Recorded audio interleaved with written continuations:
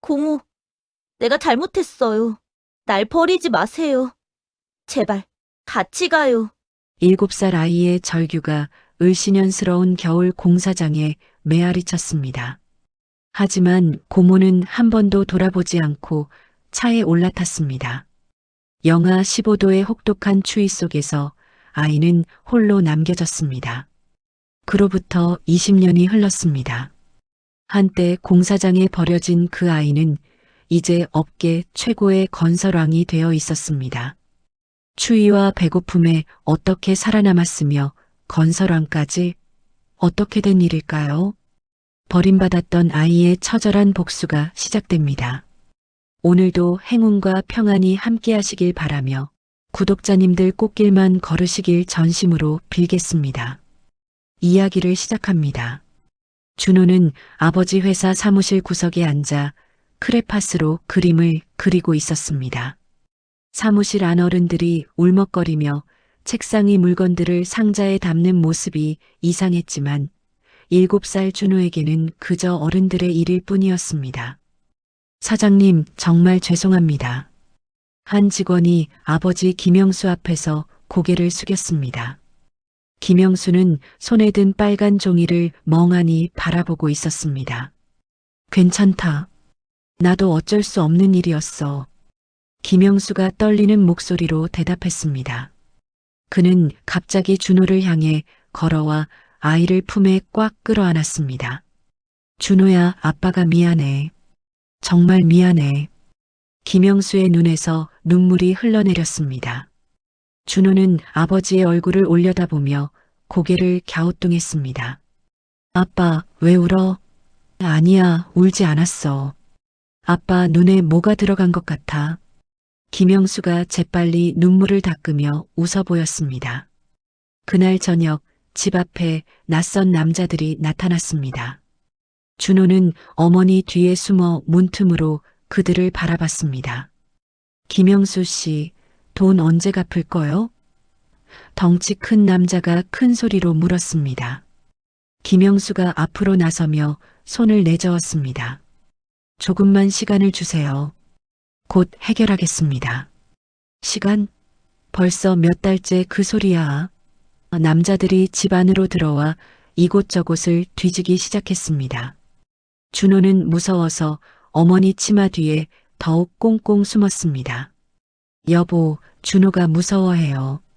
어머니가 떨리는 목소리로 말했습니다. 김영수가 준호를 안아 올리며 방으로 데려갔습니다. 준호야, 방에서 잠깐만 있어. 아빠가 금방 올게. 남자들이 떠난 후 김영수와 아내는 거실에서 작은 목소리로 이야기를 나눴습니다. 준호는 방문 틈으로 부모의 모습을 지켜봤습니다. 여보, 이제 정말 어떻게 해요? 내일 마지막으로 만날 사람이 있어. 그 사람이 도와주면. 김영수가 한숨을 크게 쉬었습니다. 다음 날 밤 비가 억수같이 쏟아졌습니다. 김영수와 아내는 준호를 침대에 눕히고 이불을 덮어주었습니다. 엄마 아빠 어디 가요? 준호가 졸린 눈으로 물었습니다. 어머니가 준호의 이마에 입맞춤을 해주었습니다. 금방 돌아올 테니까 착하게 자고 있어. 아버지도 준호의 뺨에 뽀뽀를 해주었습니다. 준호야, 아빠가 정말 많이 사랑해. 김영수의 목소리가 이상하게 떨렸습니다. 하지만 준호는 이미 꿈나라로 떠나가고 있었습니다. 새벽에 현관문을 두드리는 소리에 준호가 잠에서 깼습니다. 이웃집 아주머니가 경찰관과 함께 서 있었습니다. 준호야, 일어났구나. 아주머니가 준호를 꼭 안아주었습니다. 경찰관이 무거운 표정으로 입을 열었습니다. 어른들이 다치셨단다. 준호는 아직 상황을 이해할 수 없었습니다. 그저 부모님이 늦게 일어나시는 것이라고 생각했습니다. 며칠 후 준호는 검은 옷을 입고 낯선 곳에 서 있었습니다.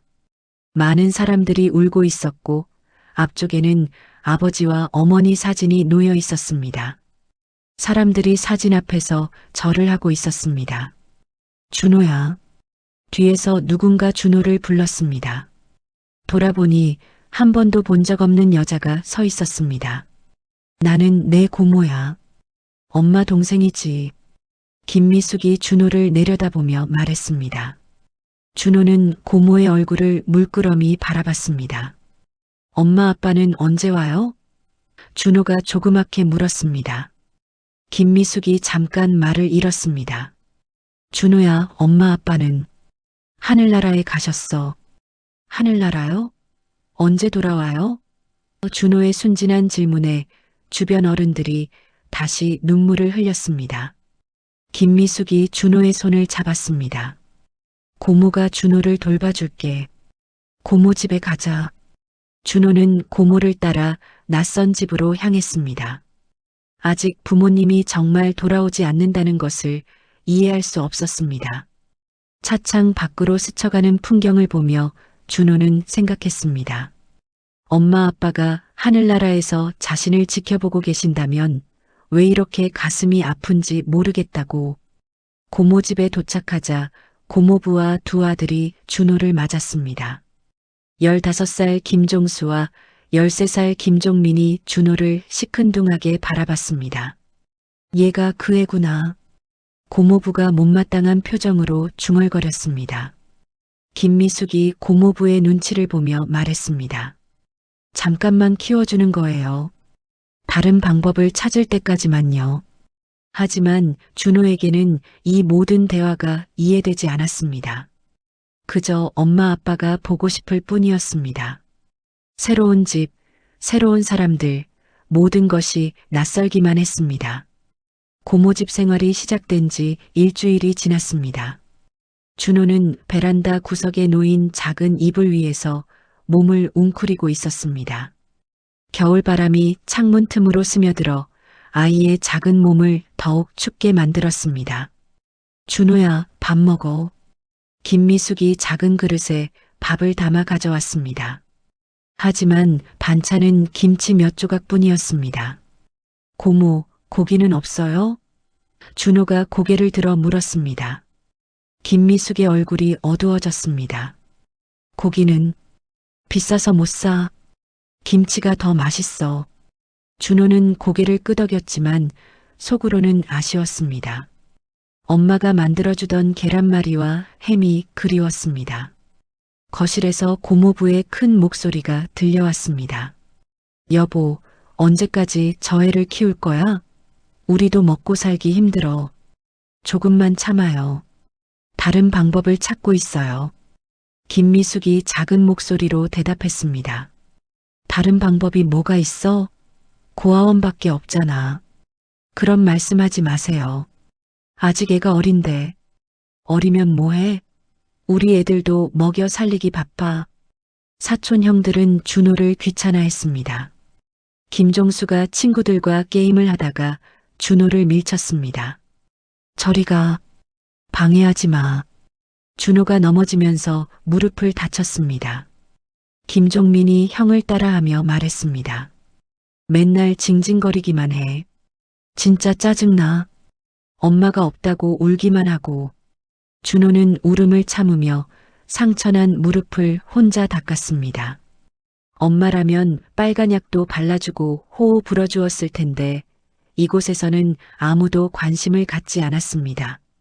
밤이 되면 고모부의 술 취한 소리가 집안을 가득 채웠습니다. 언제까지 남의 자식 먹여 살릴 거야. 우리 애들도 먹고 살기 힘들어. 목소리 좀 낮춰요. 준호가 들어요. 듣든 말든 상관없어. 당장 어디든 보내버려. 준호는 이불을 머리까지 덮고 떨었습니다. 부모님이 보고 싶었지만 하늘나라가 어디인지 몰랐습니다. 한 달이 지나자 김미숙의 얼굴에는 지친 기색이 역력했습니다. 그녀는 가계부를 들여다보며 한숨만 계속 쉬었습니다. 준호 때문에 생활비가 더 들어가네. 김미숙이 혼잣말을 중얼거렸습니다. 준호는 문 뒤에서 그 말을 듣고 있었습니다. 고모, 제가 나쁜 아이예요? 준호가 조심스럽게 물었습니다. 김미숙이 깜짝 놀라며 돌아봤습니다. 아니야, 준호는 착한 아이야. 하지만 그녀의 목소리에는 확신이 없었습니다. 겨울이 다가오면서 상황은 더 나빠졌습니다. 난방비 때문에 집안은 항상 춥고 준호는 얇은 옷으로 버텨야 했습니다. 고모, 추워요. 준호가 파랗게 언 입술로 말했습니다. 김미숙은 옷장에서 고모부의 낡은 스웨터를 꺼냈습니다. 이거라도 입어. 좀 크지만 따뜻할 거야. 스웨터는 준호에게 너무 컸지만 다른 선택이 없었습니다. 소매가 손목까지 내려와 마치 어른 옷을 입은 인형 같았습니다. 고모부의 불만은 날이 갈수록 커졌습니다. 여보, 정말 한계야. 우리 애들 겨울옷도 못 사고 있어. 알아요. 조금만 더 참아요. 참기 싫어. 당장 해결해. 고모부가 술병을 식탁에 내려치며 소리쳤습니다. 유리병이 깨지는 소리에 준호는 더욱 몸을 웅크렸습니다. 그날 밤 김미숙은 오랫동안 잠들지 못했습니다. 그녀는 천장을 바라보며 계속 한숨을 쉬었습니다. 미안해, 준호야. 고모도 어쩔 수 없어. 김미숙이 작게 중얼거렸습니다. 옆방에서는 준호가 추위에 떨며 잠들려 애쓰고 있었습니다. 다음 날 아침 김미숙은 준호를 불렀습니다. 준호야, 고모랑 같이 나갈까? 어디 가요? 좋은 곳이야. 준호가 더 행복할 수 있는 곳. 준호는 고모의 말을 믿었습니다. 마침내 부모님을 만날 수 있을 거라고 생각했습니다. 혹시 하늘나라로 데려가 주는 것일까요? 새벽 시간 김미숙은 잠든 준호를 조용히 업었습니다. 차가운 겨울 바람이 얼굴을 스쳐갔습니다. 고모, 어디 가는 거예요? 준호가 졸린 눈으로 물었습니다. 좋은 곳이야. 다시 자. 김미숙의 목소리가 떨렸습니다. 차를 타고 한참을 달린 후 김미숙은 한적한 공사장 앞에 차를 세웠습니다. 주변은 온통 어둠뿐이었고 찬바람만이 쌩쌩 불어댔습니다. 여기가 어디예요? 준호가 주위를 둘러보며 물었습니다. 높다란 크레인들이 마치 괴물의 팔처럼 하늘을 향해 뻗어 있었습니다. 김미숙은 대답 대신 준호를 컨테이너 앞에 내려놓았습니다. 그리고 작은 가방과 몇 장의 지폐를 준호 옆에 놓았습니다. 고모, 저 혼자 여기 있어야 해요? 준호의 목소리에 불안이 섞여 있었습니다. 김미숙이 고개를 돌리며 눈물을 훔쳤습니다. 미안해, 준호야. 고모도 살아야 해. 고모. 준호가 김미숙의 뒷모습을 향해 소리쳤습니다. 제발 날 버리지 말아요. 하지만 김미숙은 돌아보지 않았습니다. 차 시동 소리가 울리고 빨간 미등이 어둠 속으로 사라졌습니다. 준호는 혼자 공사장에 남겨졌습니다.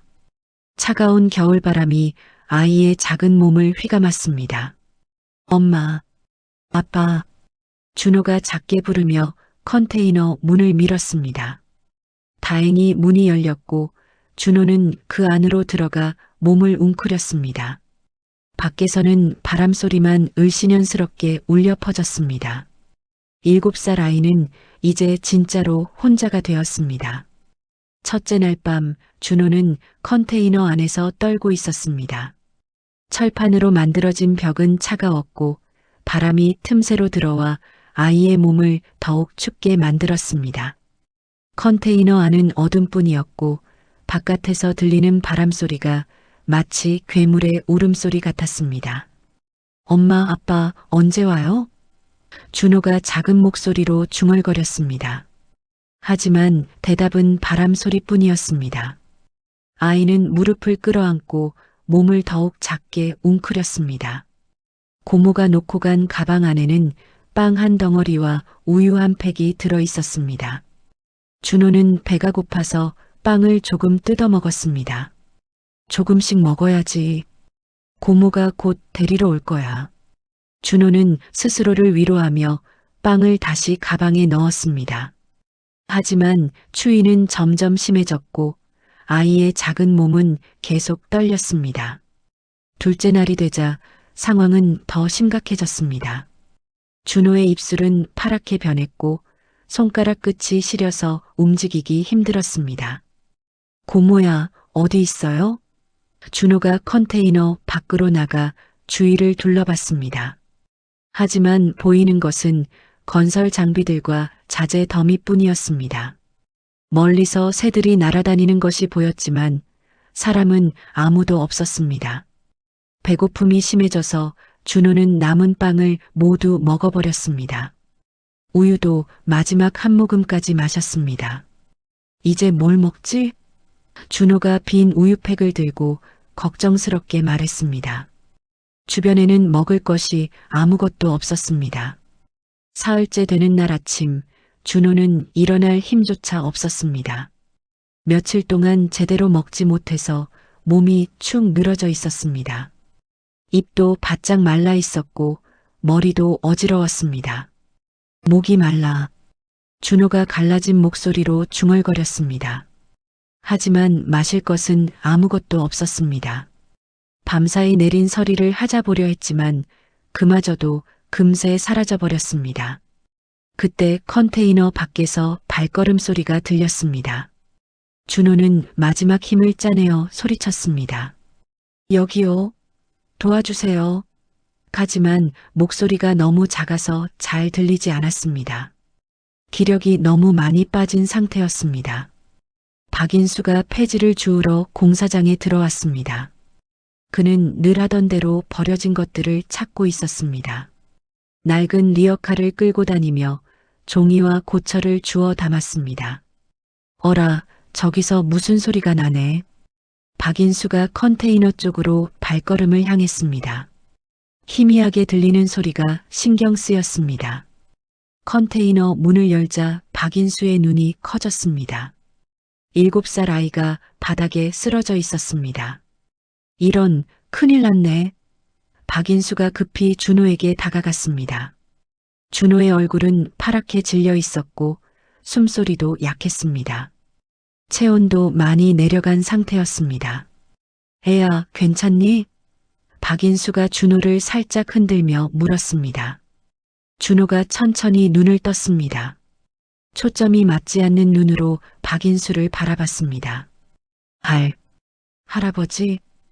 준호가 가느다란 목소리로 말했습니다. 박인수는 즉시 상황의 심각성을 알아차렸습니다. 아이가 며칠간 굶고 추위에 떨었다는 것을 한눈에 알 수 있었습니다. 괜찮다, 괜찮아. 할아버지가 도와줄게. 박인수는 자신의 낡은 외투를 벗어서 준호를 감쌌습니다. 그리고 조심스럽게 아이를 안아 올렸습니다. 준호의 몸이 너무 가벼워서 가슴이 아팠습니다. 병원에 가야겠다. 박인수가 준호를 업고 공사장을 나갔습니다.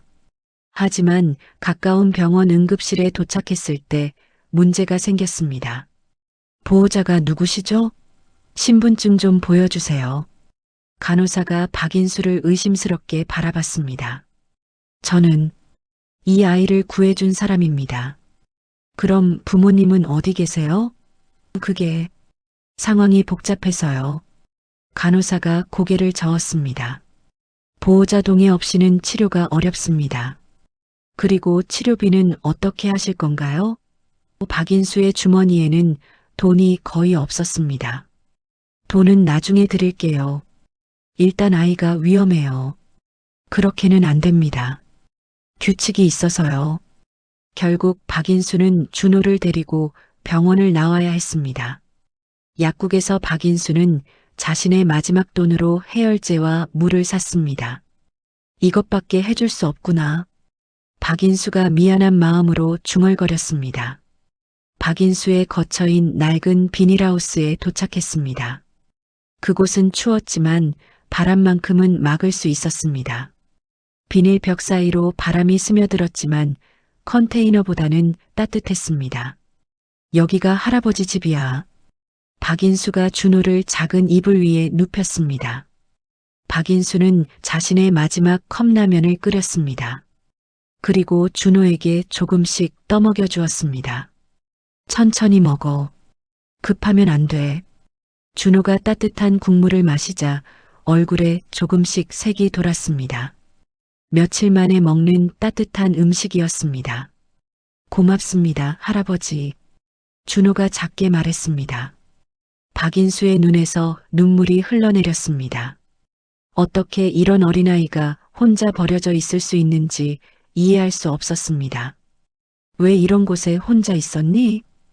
고모가 데려다 주셨어요. 좋은 곳이라고 했는데. 박인수는 상황을 이해했습니다. 아이가 버려진 것이었습니다. 이제는 걱정하지 마. 할아버지가 지켜줄 테니까. 박인수가 준호의 머리를 쓰다듬어 주었습니다. 준호는 처음으로 며칠 만에 안전함을 느꼈습니다. 밤이 되자 박인수는 자신의 이불을 준호에게 덮어주었습니다. 할아버지는 안 추워요? 할아버지는 괜찮아. 너만 따뜻하면 돼. 박인수가 자신의 패딩 점퍼를 입고 준호 옆에 앉았습니다. 준호는 처음으로 며칠 만에 따뜻함을 느꼈습니다. 그리고 누군가가 자신을 지켜주고 있다는 안전함도 느꼈습니다. 할아버지, 정말 저를 지켜주실 거죠? 그럼 할아버지가 꼭 지켜줄게. 박인수의 따뜻한 목소리에 준호는 안심하며 잠들었습니다. 이렇게 준호와 박인수의 인연이 시작되었습니다. 죽음의 경계에서 구해준 것은 단순한 구조가 아니라 새로운 가족의 시작이었습니다. 세상에 혼자 남겨진 두 사람이 서로에게 가족이 되어주는 순간이었습니다. 3일간의 간병 끝에 준호가 완전히 깨어났습니다. 박인수는 준호의 이마에 손을 대어 열을 확인했습니다. 다행이다. 이제 열도 내렸고. 박인수가 안도의 한숨을 쉬었습니다. 지난 3일간 박인수는 준호 곁을 한시도 떠나지 않았습니다. 준호는 주위를 둘러보며 낯선 환경에 적응하려 했습니다. 비닐하우스 안은 좁았지만 따뜻했습니다. 한쪽 구석에는 라면 박스로 만든 책상이 있었고 다른 쪽에는 작은 가스레인지가 놓여 있었습니다. 할아버지, 여기가 할아버지 집이에요? 준호가 호기심 어린 눈으로 물었습니다. 응, 그렇단다. 좁지만 우리 둘이 살기에는 충분해. 박인수가 환한 미소를 지으며 대답했습니다. 준호는 박인수의 얼굴을 자세히 들여다봤습니다. 주름이 많았지만 눈빛은 따뜻했습니다. 거칠어진 손이지만 자신을 보살펴주는 마음만은 진짜였습니다. 할아버지는 가족이 없어요? 없어. 할아버지도 혼자였어. 그런데 이제는 준호가 있잖아. 박인수가 준호의 머리를 쓰다듬어 주었습니다. 그럼 할아버지도 외로웠겠네요. 외롭긴 했지. 하지만 이제는 안 외로워. 박인수는 준호에게 생활 규칙을 가르쳐 주기 시작했습니다. 준호야, 여기서 살려면 규칙이 있어. 네, 할아버지. 첫째, 아침 일찍 일어나서 할아버지랑 같이 일하는 거야. 어떤 일이요? 폐지랑 고철을 주워서 파는 일이야. 그래야 밥을 사 먹을 수 있어. 준호가 고개를 끄덕였습니다. 저도 도울 수 있어요. 고마워, 준호야. 하지만 너무 무리하면 안 돼. 둘째, 다른 사람들이 우리를 나쁘게 보더라도 당당하게 살자. 왜 나쁘게 봐요? 가끔 사람들은 우리 같은 사람들을 이해하지 못해. 하지만 우리는 나쁜 일 안 하고 열심히 사니까 부끄러울 것 없어. 다음 날부터 준호는 박인수와 함께 거리로 나갔습니다. 박인수는 리어카를 끌고 준호는 작은 봉지를 들고 따라다녔습니다. 박인수는 준호에게 어떤 것이 돈이 되는지 알려주었습니다. 이런 종이는 깨끗해서 비싸게 팔려. 박인수가 종이를 들어 보이며 설명했습니다. 이런 캔은 알루미늄이라서 무게당 가격이 좋아. 할아버지, 저도 빨리 배워서 많이 도울게요. 천천히 배우면 돼. 급할 것 없어. 겨울철 추위는 혹독했습니다. 박인수와 준호는 서로 껴안고 잠들어야 했습니다. 비닐하우스 안에는 난방이 없어서 둘의 체온이 유일한 온기였습니다. 할아버지, 저 때문에 할아버지가 더 춥지 않아요? 아니야, 오히려 준호가 있어서 더 따뜻해. 박인수가 준호를 꼭 껴안으며 말했습니다. 정말로 그랬습니다. 혼자 지낼 때보다 훨씬 덜 춥게 느껴졌습니다. 여름이 되자 비닐하우스 안은 찌는 듯이 더웠습니다. 하지만 둘은 서로에게 힘이 되어 주었습니다. 할아버지, 물 떠올게요. 준호가 박인수를 위해 차가운 물을 떠왔습니다. 고마워, 준호야. 정말 효자구나. 박인수가 준호의 뺨을 가볍게 쓰다듬었습니다. 준호는 학교에 갈 수 없었지만 박인수가 선생님이 되어 주었습니다. 이제 한글을 가르쳐 줄게. 박인수가 종이에 글자를 써가며 준호에게 읽는 법을 알려주었습니다. 박인수 자신도 배움이 많지 않았지만 아는 것은 모두 준호에게 가르쳐 주려 했습니다. 가나다라마 바사. 준호가 열심히 따라 읽었습니다. 참 잘해. 똑똑한 우리 준호. 박인수가 자랑스러워했습니다. 숫자도 가르쳐 주었습니다. 하나, 둘, 셋. 10까지 센 다음에는 어떻게 해야 할까? 11. 맞아. 11, 12, 13. 준호는 빠르게 배웠습니다. 박인수는 준호의 학습 능력에 놀랐습니다. 어느 날 동네 아이들이 준호를 괴롭혔습니다. 야, 거지 새끼. 냄새나. 한 아이가 준호에게 돌을 던졌습니다. 집도 없으면서 여기서 뭐해? 다른 아이가 준호를 밀쳤습니다. 준호가 넘어지면서 무릎에 상처가 났습니다. 박인수가 달려와서 준호를 일으켜 세웠습니다. 너희들 당장 가. 박인수가 아이들을 향해 소리쳤습니다. 아이들이 뛰어가자 박인수는 준호의 상처를 살펴봤습니다. 많이 아프니? 괜찮아요, 할아버지. 준호가 울음을 참으며 대답했습니다. 박인수가 준호를 안아주며 위로했습니다. 준호야, 속상하겠지만 참아야 해. 왜 저희를 싫어해요? 사람들은 다른 사람을 잘 이해하지 못해. 하지만 우리가 나쁜 일은 안 했으니까 당당해도 돼. 박인수가 준호에게 용기를 주었습니다.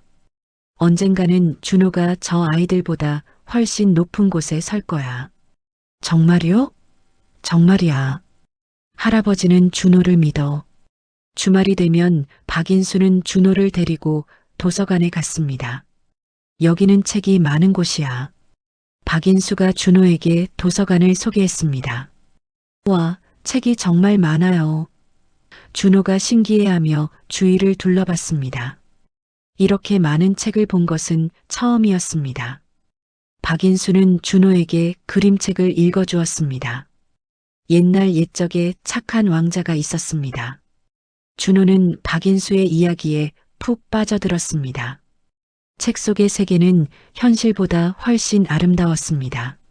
할아버지, 저도 왕자처럼 착하게 살고 싶어요. 준호는 이미 착한 아이야. 박인수가 준호를 꼭 안아주었습니다. 겨울이 오면 박인수는 자신의 식비를 줄여서 준호에게 중고 교재를 사주었습니다. 할아버지, 할아버지 것도 사세요. 할아버지는 이미 다 배웠어. 준호만 열심히 공부하면 돼.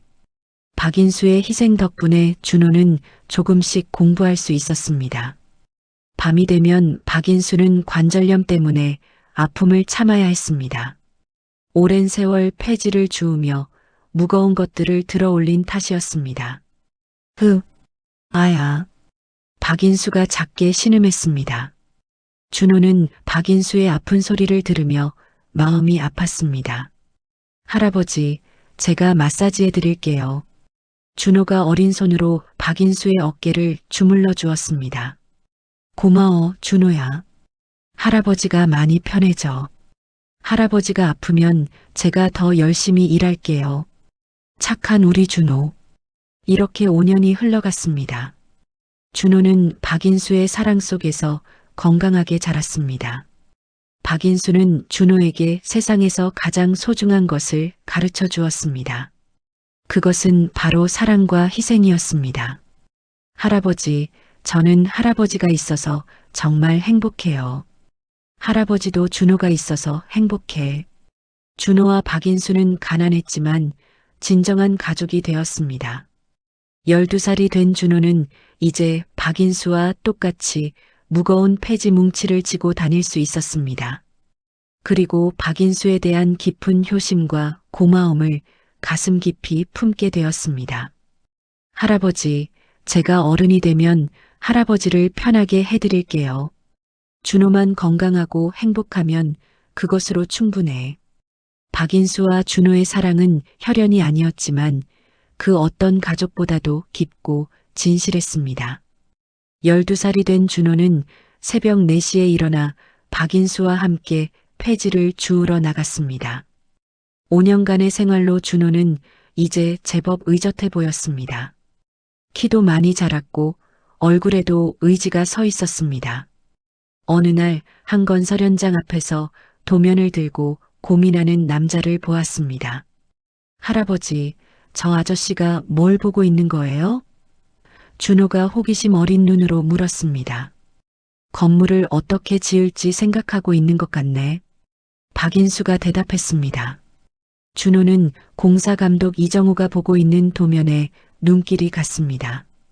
복잡한 선들과 숫자들이 가득한 종이였지만 5년간 건설 현장 주변에서 생활한 덕분에 어느 정도 이해할 수 있었습니다. 저기 기둥이 너무 가늘지 않나요? 준호가 갑자기 말했습니다. 이정우가 깜짝 놀라며 준호를 바라봤습니다. 너 지금 뭐라고 했니? 저기 그려진 기둥이 건물 크기에 비해 가늘어 보여요. 준호가 도면을 가리키며 말했습니다. 이정우의 눈이 커졌습니다. 12살 아이가 도면을 읽을 줄 안다는 것이 신기했습니다.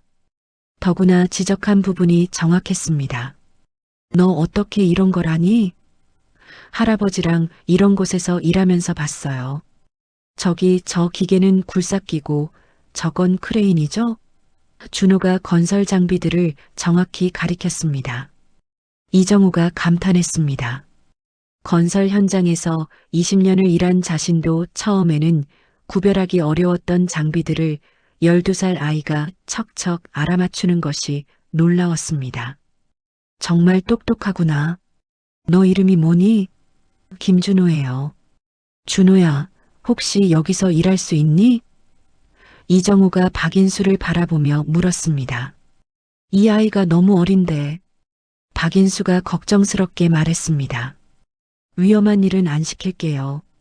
간단한 심부름만 도와달라는 거예요. 얼마나 주실 건가요? 하루에 2만 원은 어떨까요? 박인수와 준호의 눈이 반짝였습니다. 하루 2만 원이면 그들에게는 큰 돈이었습니다. 폐지를 주어서 하루에 얻는 돈이 5천 원 정도였으니까요. 할아버지, 제가 할 수 있어요. 준호가 박인수의 옷을 잡아당기며 말했습니다. 그럼 한번 해보자. 박인수가 고개를 끄덕였습니다. 다음 날부터 준호는 매일 건설 현장에서 일했습니다. 공구를 가져다 주고 자재를 정리하고 현장을 청소했습니다. 준호야, 이거 좀 가져다 줄래? 네, 감독님. 준호가 씩씩하게 대답했습니다. 건설 현장에서 일하며 준호는 많은 것을 배웠습니다. 시멘트가 어떻게 굳는지, 철근이 왜 필요한지, 건물이 어떤 순서로 지어지는지 자연스럽게 익혔습니다. 이 아이 정말 빠르네. 한 기술자가 이정호에게 말했습니다. 맞아요. 한번 보면 바로 기억해요.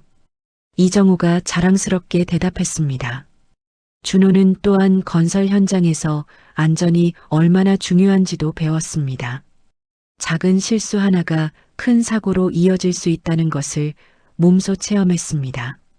그래서 항상 조심스럽게 일했고 다른 사람들의 안전에도 신경을 썼습니다. 몇 달 후 건설 현장에 안전 교육을 하러 온 선생님이 있었습니다. 야간고등학교 교사인 강수미였습니다. 오늘은 건설 현장 안전 교육을 하러 왔습니다. 강수미가 작업자들 앞에서 말했습니다.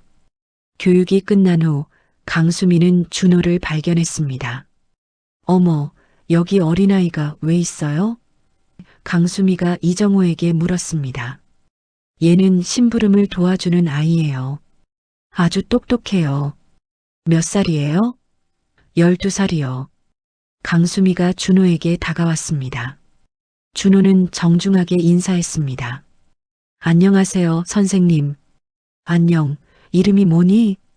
김준호예요. 학교는 안 다녀? 준호가 고개를 숙였습니다. 돈이 없어서 못 다녀요. 강수미의 마음이 아팠습니다. 그럼 공부는 어떻게 해? 할아버지가 가르쳐 주세요. 한글이랑 숫자요. 강수미가 준호에게 간단한 질문을 해봤습니다. 17 더하기 25는? 40이요. 정말 빨라. 그럼 이 글자 읽어볼래? 강수미가 책을 보여주었습니다. 준호가 막힘없이 읽었습니다. 박인수가 가르쳐준 한글 실력이 꽤 늘어 있었습니다. 대단해. 누가 이렇게 가르쳐줬니? 박인수 할아버지요. 제가 공부하고 싶다고 했더니 열심히 가르쳐 주셨어요. 강수미가 감동했습니다. 배움에 대한 준호의 열정과 박인수의 헌신적인 사랑이 느껴졌습니다. 준호야, 선생님이 너를 더 가르쳐 줄까? 정말요? 준호의 눈이 반짝였습니다. 드디어 제대로 된 공부를 할 수 있다는 기대감에 가슴이 뛰었습니다. 응, 검정고시라는 시험을 보면 학교 안 다녀도 졸업할 수 있어. 검정고시요? 열심히 공부하면 대학도 갈 수 있어. 준호가 박인수에게 뛰어갔습니다. 할아버지, 선생님이 저를 가르쳐 주신대요. 박인수도 기뻤습니다. 정말 고맙습니다, 선생님. 박인수가 강수미에게 깊이 고개를 숙였습니다. 아니에요. 이렇게 똑똑한 아이를 가만둘 수는 없죠. 강수미가 웃으며 말했습니다. 그날부터 준호의 새로운 생활이 시작되었습니다. 낮에는 건설 현장에서 일하고 밤에는 강수미에게 공부를 배웠습니다. 하루가 너무 바빴지만 준호는 행복했습니다. 오늘은 수학을 해볼까? 강수미가 문제집을 펼쳤습니다. 네, 선생님. 준호가 열심히 문제를 풀었습니다. 강수미는 준호의 학습 속도에 놀랐습니다. 이해가 정말 빨라. 한번 설명하면 바로 알아듣네. 더 어려운 문제도 주세요. 준호가 의욕적으로 말했습니다. 영어도 배우기 시작했습니다. 헐로는 안녕하세요라는 뜻이야. 헐로, 선생님. 준호가 즐겁게 따라했습니다. 국어도 배웠습니다. 이 소설에서 주인공의 마음이 어떨까? 슬프고 외로웠을 것 같아요. 저도 그런 적이 있거든요. 준호의 답변에 강수미가 깊이 감동했습니다. 어린 나이에도 불구하고 깊이 있는 사고를 할 수 있는 아이였습니다. 몇 달이 지나자 준호의 실력이 놀랍게 늘었습니다. 중학교 수준의 문제들을 척척 풀어냈습니다. 선생님, 저 정말 대학 갈 수 있어요? 물론이야. 이대로만 하면 충분해. 강수미가 확신에 찬 목소리로 말했습니다. 박인수는 준호가 공부하는 모습을 보며 뿌듯해했습니다. 우리 준호가 정말 똑똑하구나. 할아버지 덕분이에요. 할아버지가 기초를 잘 가르쳐 주셨거든요. 아니야, 준호가 원래 머리가 좋은 거야. 박인수가 준호를 자랑스럽게 바라봤습니다. 하지만 준호의 마음 한구석에는 항상 박인수에 대한 걱정이 있었습니다. 할아버지, 아프시면 꼭 말해주세요. 왜 그래? 제가 더 일해서 할아버지를 병원에 모시고 갈게요. 박인수의 눈이 촉촉해졌습니다. 착한 우리 준호. 준호는 공부와 일을 병행하며 하루하루 성장해 갔습니다. 그리고 언젠가 박인수를 편하게 해드리겠다는 꿈을 키워갔습니다. 이정호도 준호의 성장을 지켜보며 기뻐했습니다. 이 아이는 정말 특별해요. 맞아요. 보통 아이가 아니에요. 강수미도 동의했습니다. 준호는 자신에게 기회를 준 모든 사람들에게 감사했습니다. 하지만 무엇보다 박인수에 대한 사랑이 가장 컸습니다. 할아버지, 저는 할아버지가 세상에서 제일 좋아요. 할아버지도 준호가 제일 좋아. 박인수와 준호의 사랑은 날이 갈수록 깊어져 갔습니다. 17세가 된 준호의 실력은 놀라울 정도로 늘었습니다. 강수미는 준호에게 검정고시를 권했습니다. 준호야, 이제 시험을 봐도 될 것 같아. 정말요, 선생님? 응, 충분히 합격할 수 있어. 준호가 박인수에게 뛰어갔습니다. 할아버지, 검정고시 본다고 해요. 그래, 우리 준호가 정말 대단하구나. 박인수가 준호를 꼭 안아주었습니다. 그런데 그날 밤 뜻밖의 소식이 들려왔습니다. 시내에 있는 한 아파트에서 가스 폭발 사고가 일어났다는 것이었습니다. 할아버지, 큰일 났대요. 준호가 뉴스를 보며 말했습니다. 어디서? 시청 앞 그 아파트에서요. 박인수의 얼굴이 갑자기 굳어졌습니다. 거기는 내가 청소하는 곳이야. 박인수는 생활비를 벌기 위해 그 아파트 1층 상가에서 밤에 청소 일을 하고 있었습니다. 할아버지, 오늘 일 가시면 안 돼요. 안 돼. 일을 안 하면 돈을 못 벌어. 위험해요. 하지만 박인수는 이미 나갈 준비를 하고 있었습니다. 괜찮아. 1층이니까 안전할 거야. 준호야, 걱정하지 마. 할아버지가 조심할게. 박인수가 청소 도구를 들고 나갔습니다. 준호는 불안한 마음으로 박인수를 기다렸습니다. 밤 10시가 넘어가도 박인수가 돌아오지 않았습니다. 평소 9시에는 항상 돌아왔는데 이상했습니다. 그때 멀리서 사이렌 소리가 들려왔습니다. 소방차와 구급차가 시내 방향으로 달려가는 것이 보였습니다. 설마, 준호가 급히 아파트 쪽으로 뛰어갔습니다. 현장에 도착하자 끔찍한 광경이 펼쳐져 있었습니다. 아파트 1층 상가 부분이 폭발로 무너져 내려 있었습니다. 할아버지, 준호가 소리쳤습니다. 소방관들이 잔해를 치우며 구조 작업을 하고 있었습니다. 거기서 사람이 나왔다. 한 소방관이 외쳤습니다. 구급대원들이 들것에 누군가를 올려놓았습니다. 준호가 가까이 가보니 박인수였습니다. 할아버지, 박인수는 의식을 잃은 채 피를 흘리고 있었습니다. 다리와 팔이 이상하게 꺾여 있었습니다. 병원에 도착하자 의사들이 급히 박인수를 응급실로 옮겼습니다. 준호는 응급실 문 앞에서 기다렸습니다. 시간이 너무 느리게 흘러갔습니다. 제발 괜찮아지세요. 준호가 두 손을 모으고 빌었습니다. 3시간 후 의사가 나왔습니다. 가족분이세요? 네, 저는 손자예요. 환자분이 많이 다치셨어요. 갈비뼈가 부러지고 내장에도 상처가 있습니다. 준호의 얼굴이 하얗게 변했습니다. 수술을 해야 하는데 수술비가 500만 원 정도 필요합니다. 500만 원요? 준호에게는 상상할 수 없는 큰 돈이었습니다. 준호는 복도에 주저앉았습니다. 어떻게 해야 할지 막막했습니다. 그때 복도 끝에서 정장을 입은 남자가 걸어왔습니다. 그는 차분한 걸음으로 준호에게 다가왔습니다. 혹시 박인수 할아버지와 관련된 분인가요? 준호가 고개를 들어 남자를 바라봤습니다. 네, 저는 손자예요. 저는 신라건설의 최민재라고 합니다. 최민재가 준호 옆에 앉았습니다.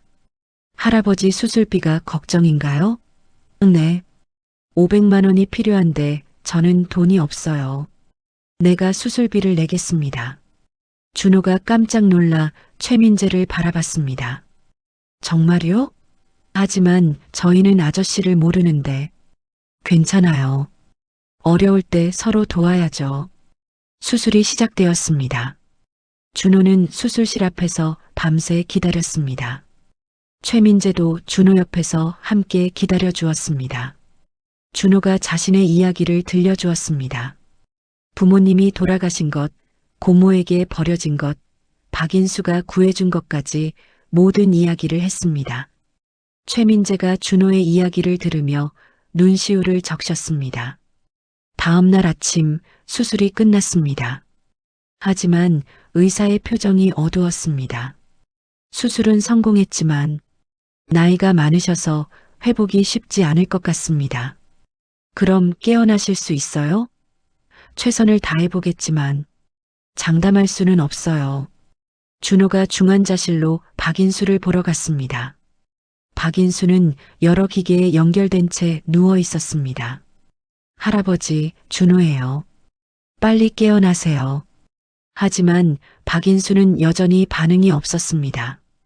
일주일이 지났지만 박인수는 깨어나지 못했습니다. 오히려 상태가 점점 나빠져 갔습니다. 할아버지, 제발 눈을 떠주세요. 저 혼자서는 안 돼요.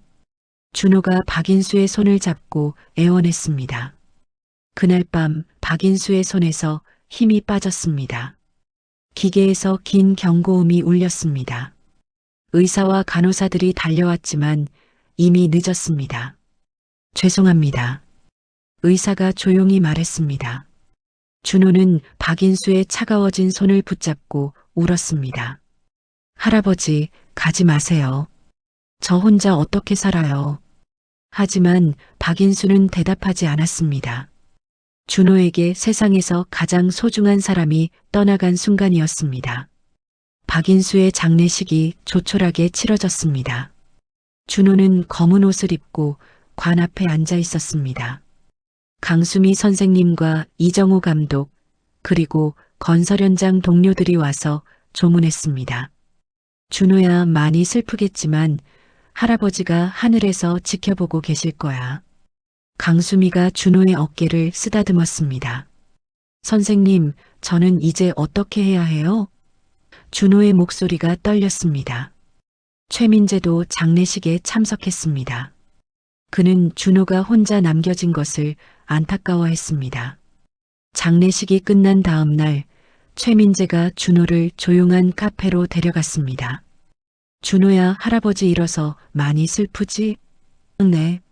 너무 슬퍼요. 준호가 고개를 숙였습니다.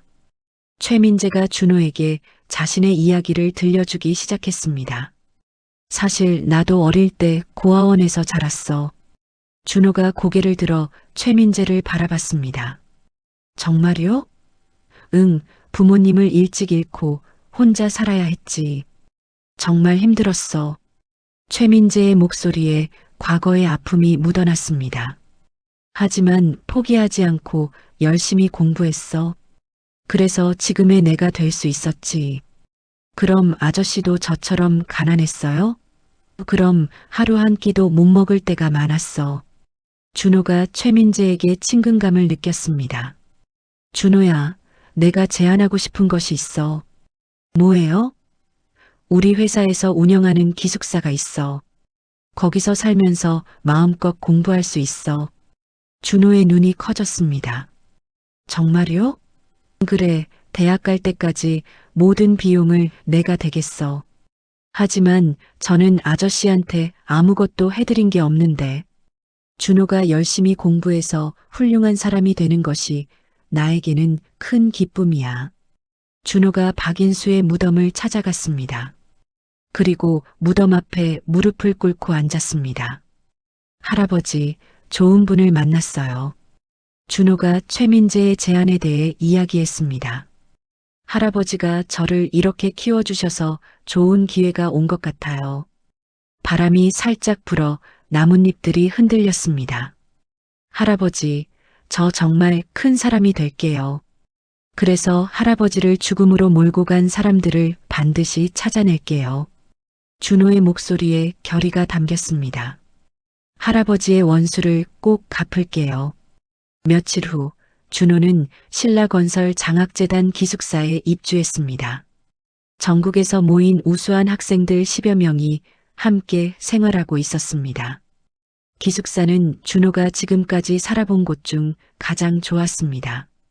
따뜻한 방, 깨끗한 침대, 그리고 책상까지 모든 것이 갖춰져 있었습니다. 다음 날부터 본격적인 공부가 시작되었습니다. 전담 선생님들이 와서 수업을 해주었습니다. 준호는 토목공학에 특별한 관심을 보였습니다. 건물이 어떻게 설계되고 지어지는지 더 자세히 알고 싶었습니다. 3년 동안 집중적으로 공부한 결과 준호는 검정고시에서 거의 만점에 가까운 점수를 받았습니다. 전국 모의고사에서도 준호는 상위 1%에 들었습니다. 모든 선생님들이 준호를 자랑스러워했습니다. 어느 날 준호는 최민재 회장을 만나러 신라건설 본사에 갔습니다. 그곳에서 최민재의 딸 최수진을 처음 만났습니다. 아버지, 누구세요? 수진이 준호를 보며 물었습니다. 얘는 우리 장학생 준호야. 안녕하세요. 저는 김준호입니다. 준호가 정중하게 인사했습니다. 안녕하세요. 최수진이에요. 수진이 밝게 웃으며 대답했습니다. 준호는 수진의 단정하고 지적인 모습에 깊은 인상을 받았습니다. 수진도 준호의 성숙하고 진지한 눈빛에 호감을 느꼈습니다. 둘의 대화가 자연스럽게 이어졌습니다. 드디어 대학 입시 결과가 발표되었습니다. 준호는 서울대학교 토목공학과에 수석으로 합격했습니다. 신문에도 준호의 소식이 실렸습니다. 고아에서 서울대 수석 합격까지라는 제목이었습니다. 먼 곳에서 그 신문을 본 사람이 있었습니다. 김미숙이었습니다. 사진 속 준호의 얼굴을 보자 김미숙의 손이 떨렸습니다. 15년 전 자신이 버린 조카가 맞았습니다. 살아있었구나. 김미숙의 눈에서 눈물이 흘러내렸습니다. 한편 준호는 박인수의 무덤을 찾아갔습니다. 할아버지, 서울대에 합격했어요. 준호가 무덤 앞에서 기쁜 소식을 전했습니다. 할아버지가 저를 잘 키워주셔서 가능한 일이었어요. 대학교에 가서도 열심히 공부할게요. 그리고 반드시 할아버지의 원수를 갚을게요. 준호의 마음속에는 복수에 대한 의지가 점점 커지고 있었습니다. 대학교 4학년이 된 준호는 4년 동안 전 과목에서 어를 받으며 수석을 유지했습니다. 토목공학과 교수들은 준호를 극찬했습니다. 신라건설 인턴십 기간 중 준호는 놀라운 능력을 보였습니다. 6개월간 해결되지 않던 복합 건물 설계 문제를 단 3일 만에 풀어냈습니다. 공사비도 30% 줄이고 내진 성능은 20% 높였어. 정말 대단한 아이야. 임원들이 준호의 설계안을 보며 감탄했습니다. 대학교 졸업식 날 준호는 최우등상을 받았습니다. 최민재 회장과 수진이 박수를 보내며 축하해 주었습니다. 졸업 후 준호와 수진은 자주 만나게 되었습니다. 둘의 사랑이 깊어져 갔습니다. 어느 날 밤 준호는 수진에게 자신의 과거를 털어놓았습니다. 사실 나는 고아야. 수진이 깜짝 놀랐습니다. 부모님이 돌아가신 후 고모에게 버려졌어. 그럼 어떻게 살았어? 박인수 할아버지가 나를 구해주셨어. 수진의 눈에 눈물이 맺혔습니다. 정말 힘들었겠어. 이제 나도 준호의 가족이 될게. 수진이 준호의 손을 꼭 잡았습니다. 신라건설에 입사한 준호는 놀라운 성과를 보였습니다. 1년 만에 대리로, 2년 만에 과장으로 승진했습니다. 준호가 설계한 친환경 오피스텔은 건축상을 수상했습니다. 업계에서 준호의 명성이 퍼져나갔습니다. 3년 후 준호는 수진에게 프로포즈했습니다. 수진아, 나와 결혼해 줄래? 정말 좋아. 수진이 기뻐하며 준호를 안았습니다. 결혼식은 성대하게 치러졌습니다. 최민재 회장이 직접 축사를 했습니다. 오늘부터 준호는 내 진짜 아들입니다. 준호의 눈에서 눈물이 흘러내렸습니다. 신혼여행에서 돌아온 준호 부부는 한강이 내려다 보이는 펜트하우스에서 새 살림을 시작했습니다. 회사에서 준호는 이제 임원 후보로 거론되었습니다. 그런데 준호와 수진의 결혼 2년 후 갑작스런 일이 일어났습니다. 최민재 회장이 임원회의 중에 갑자기 쓰러진 것입니다. 회장님, 비서가 다급하게 소리쳤습니다. 병원에서 의사는 급성 심근경색이라고 진단했습니다. 중환자실에서 최민재는 산소호흡기를 착용하고 누워 있었습니다. 최민재가 힘겹게 눈을 뜨고 준호를 바라봤습니다. 준호야, 신라건설을 너에게 맡긴다. 최민재의 목소리가 떨렸습니다. 다음 날 최민재는 심장 수술을 받았지만 수술 도중 합병증이 발생했습니다. 죄송합니다. 최선을 다했지만 의사가 고개를 숙였습니다. 장례식은 3일간 엄숙하게 치러졌습니다. 건설업계 전체가 애도했습니다. 장례식 후 신라건설 이사회가 열렸습니다. 만장일치로 준호가 대표이사로 선출되었습니다. 32세의 나이에 준호는 대기업 총수가 되었습니다. 준호는 혁신적인 경영으로 회사를 이끌었습니다. 어느 날 준호는 건설업계 동향 보고서를 검토하고 있었습니다. 갑자기 한 회사 이름이 눈에 들어왔습니다. 미성건설. 보고서에 따르면 미성건설은 5년 전 박인수가 죽은 아파트를 지은 회사였습니다. 비서실장. 준호가 급히 비서를 불렀습니다. 미성건설에 대해 자세히 조사해 주세요. 며칠 후 조사 결과가 나왔습니다. 미성건설의 대표는 김미숙이었습니다. 준호가 그 이름을 보는 순간 온몸이 떨렸습니다. 김미숙, 내 고모. 추가 조사를 지시한 결과 정말로 자신을 버린 고모였습니다. 15년 만에 찾았구나. 준호의 눈빛이 차가워졌습니다. 조사 결과 고모는 이혼 후 작은 건설업체를 인수했습니다. 그리고 부실공사와 원가 절감으로 회사를 키웠습니다. 더 놀라운 것은 고모의 아들들이 의사와 변호사로 성공한 것이었습니다. 고모는 나를 버린 것을 숨기고 살고 있어. 준호의 분노가 치솟았습니다. 게다가 할아버지를 죽게 만든 부실공사까지 했으면서 그날 밤 준호는 서재에서 박인수의 사진을 바라봤습니다. 할아버지, 드디어 찾았어요. 준호의 목소리에 복수심이 담겨 있었습니다.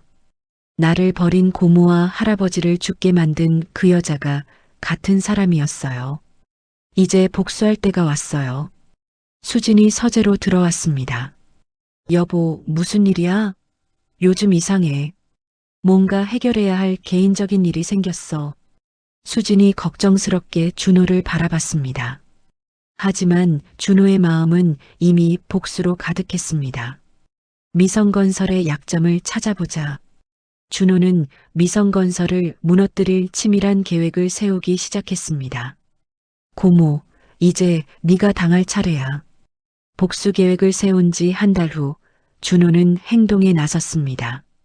미성건설이 노리고 있는 대형 아파트 단지 건설 프로젝트 정보를 먼저 입수했습니다. 이 프로젝트면 미성건설이 간절히 원할 거야. 준호가 자료를 보며 중얼거렸습니다. 신라건설 전략기획실장을 불렀습니다. 실장님, 이 프로젝트에 우리가 참여합니다.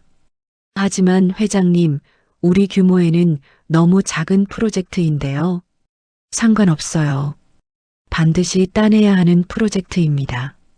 신라건설은 압도적인 기술력과 자금력을 바탕으로 입찰에 참여했습니다.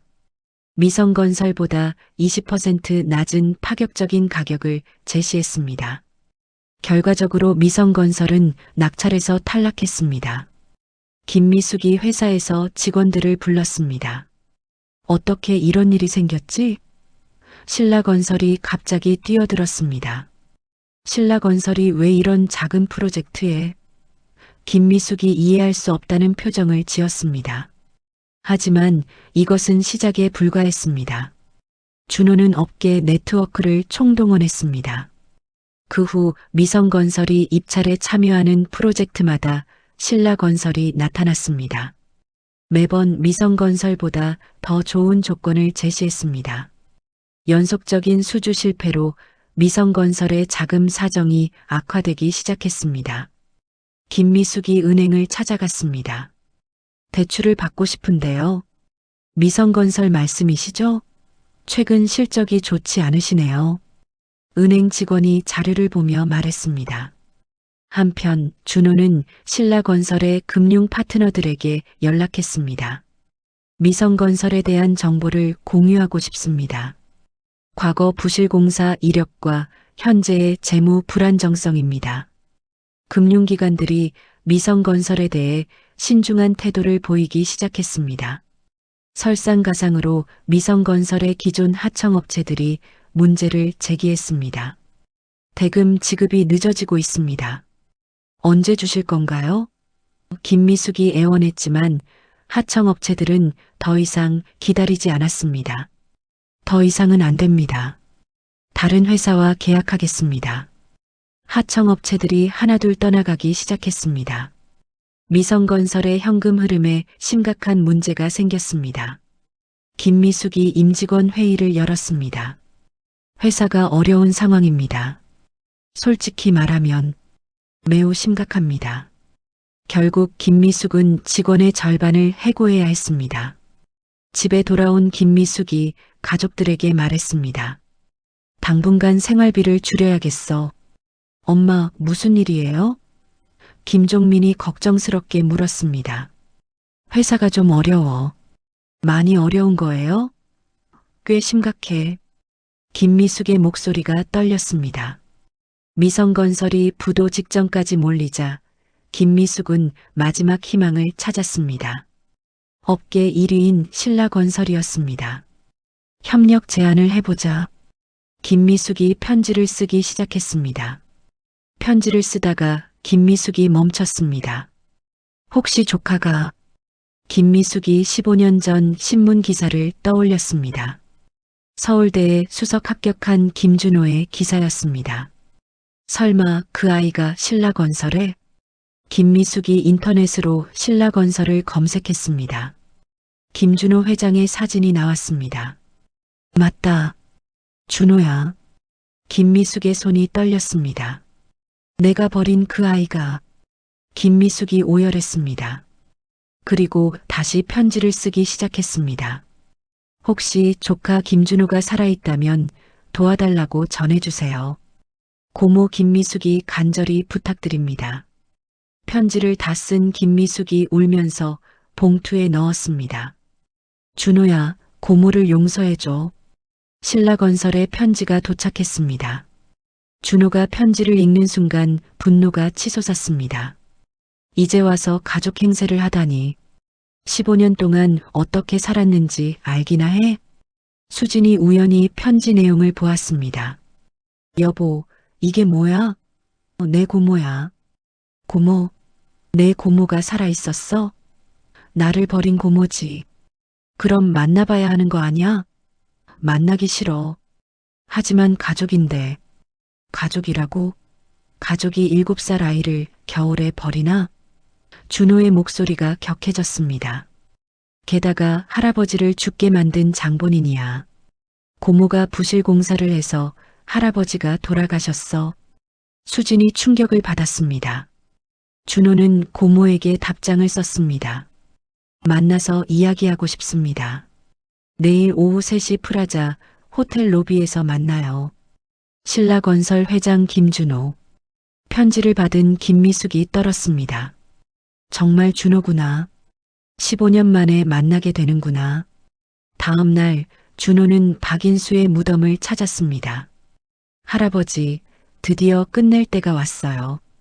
이제 정말 복수를 완성할 거예요. 할아버지의 원수를 갚겠습니다. 오후 3시 프라자 호텔 로비에 준호가 먼저 도착했습니다. 정장을 말끔히 차려입은 준호는 차가운 표정으로 앉아 있었습니다. 잠시 후 로비 입구로 초라한 모습의 여자가 들어왔습니다. 김미숙이었습니다. 15년 전의 화려함은 온데간데 없이 수척하고 지쳐 보였습니다. 준호야. 김미숙이 믿기지 않는다는 표정으로 다가왔습니다. 준호는 일어서지도 않고 차갑게 바라봤습니다. 김미숙 사장님이시군요. 준호가 냉정하게 말했습니다. 김미숙의 눈에서 눈물이 쏟아져 내렸습니다. 준호야, 정말 너구나. 저를 아시나요? 준호가 모른 척했습니다. 나는 내 고모야.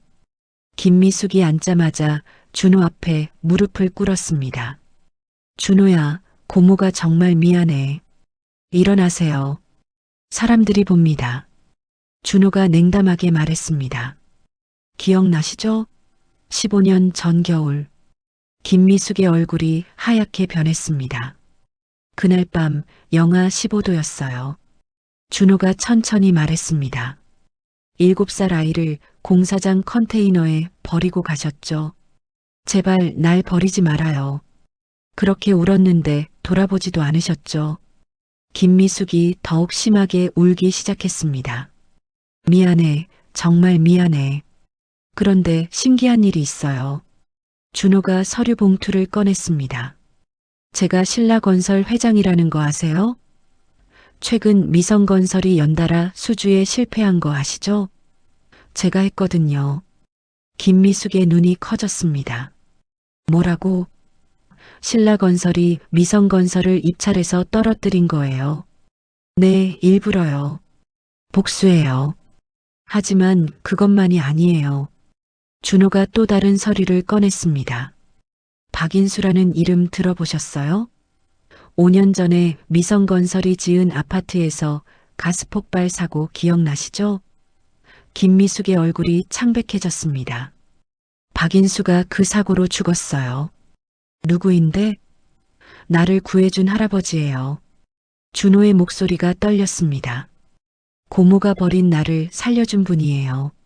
15년 동안 아버지처럼 키워주신 분이에요. 그런데 고모의 부실 공사 때문에 돌아가셨어요. 김미숙이 의자에서 떨어질 뻔했습니다. 그럼 네, 고모가 죽인 거예요. 준호가 냉정하게 말했습니다. 나를 버리고 나를 구해준 할아버지까지 죽게 만든 거예요. 김미숙이 오열했습니다. 몰랐어. 정말 몰랐어. 이제 우리는 완전히 남남이에요. 준호가 일어섰습니다. 미성건설은 곧 망할 거예요. 김미숙이 준호의 다리를 붙잡고 빌었습니다. 제발 한 번만 용서해줘.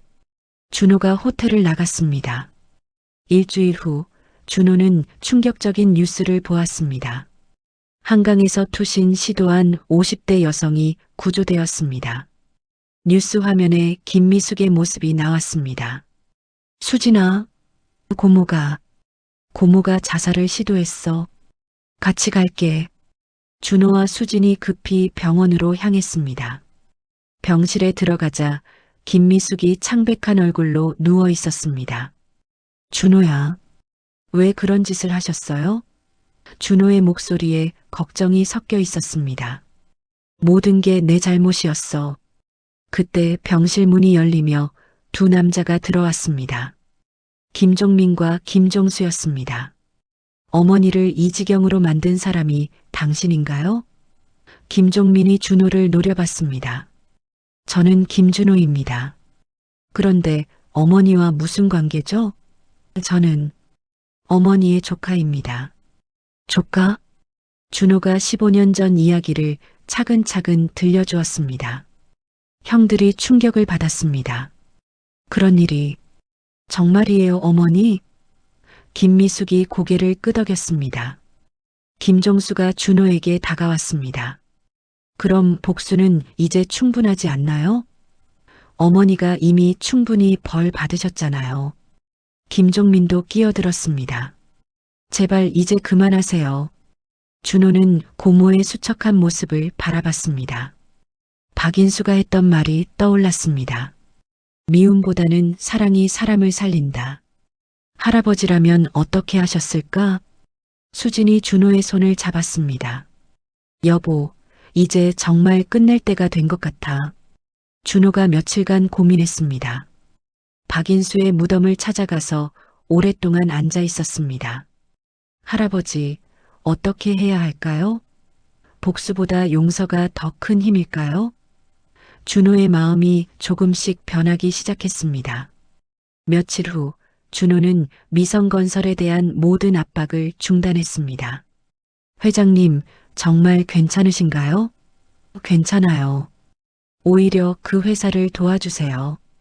김미숙이 태어난 후 준호가 그녀를 찾아갔습니다. 고모, 이야기 좀 할까요? 거실에 앉은 준호가 입을 열었습니다. 고모, 저는 15년 동안 정말 힘들었어요. 미안해. 하지만 이제 깨달은 게 있어요. 김미숙이 준호를 바라봤습니다. 복수보다는 용서가 더 큰 힘이라는 걸요. 할아버지가 그렇게 가르쳐 주셨거든요. 준호가 미소를 지었습니다. 이제 진짜 가족이 됩시다. 김미숙이 준호의 품에서 15년간 억눌러온 죄책감을 모두 털어놓았습니다. 정말 미안했어. 매일 후회했어. 알아요, 고모. 준호가 고모를 안아주었습니다. 김종민과 김종수도 준호를 진정한 동생으로 받아들였습니다. 준호야, 우리가 잘못했어. 괜찮아요, 형들. 몇 달 후 수진이 임신 소식을 알렸습니다. 여보, 아기가 생겼어. 정말? 준호가 기뻐하며 수진을 안았습니다. 김미숙도 손자가 생긴다는 소식에 기뻤습니다. 내가 진짜 할머니가 되는구나. 준호는 박인수를 기리기 위해 노숙자 쉼터를 건립했습니다. 김미숙도 건설 안전 기금을 만들어 속죄의 뜻을 보였습니다. 신라건설과 미성건설은 협력 사업을 시작했습니다. 드디어 아들이 태어났습니다. 준호는 박인수의 이름을 따서 김인수라고 명명했습니다. 할아버지의 이름을 물려받은 거야. 김미숙이 손자를 보며 눈물을 흘렸습니다. 할아버지가 다시 돌아온 것 같아. 명절날 온 가족이 모였습니다. 준호, 수진, 아들 인수, 그리고 김미숙과 사촌형들까지. 가족이 이렇게 모이니까 좋네.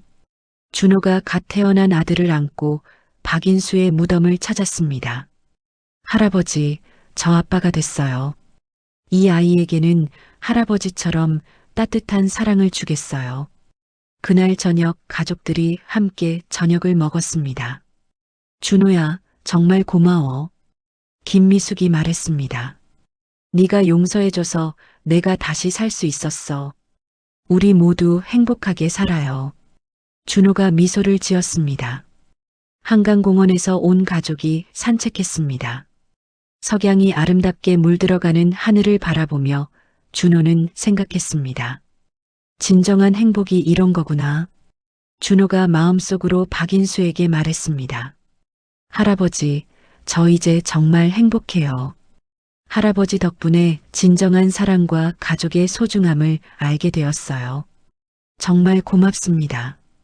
공사장에 버려진 7살 고아가 20년 후 건설왕이 되어 돌아온 이야기 어떠셨나요? 처음에는 복수심으로 가득했던 준호의 마음이 점차 용서와 화해로 변해가는 모습을 보면서 진정한 힘은 미움이 아닌 사랑에서 나온다는 것을 다시 한번 느낄 수 있었습니다. 박인수 할아버지가 보여준 무조건적인 사랑, 그리고 준호가 마침내 선택한 용서의 길. 이 모든 것들이 우리에게 깊은 감동을 전해줍니다.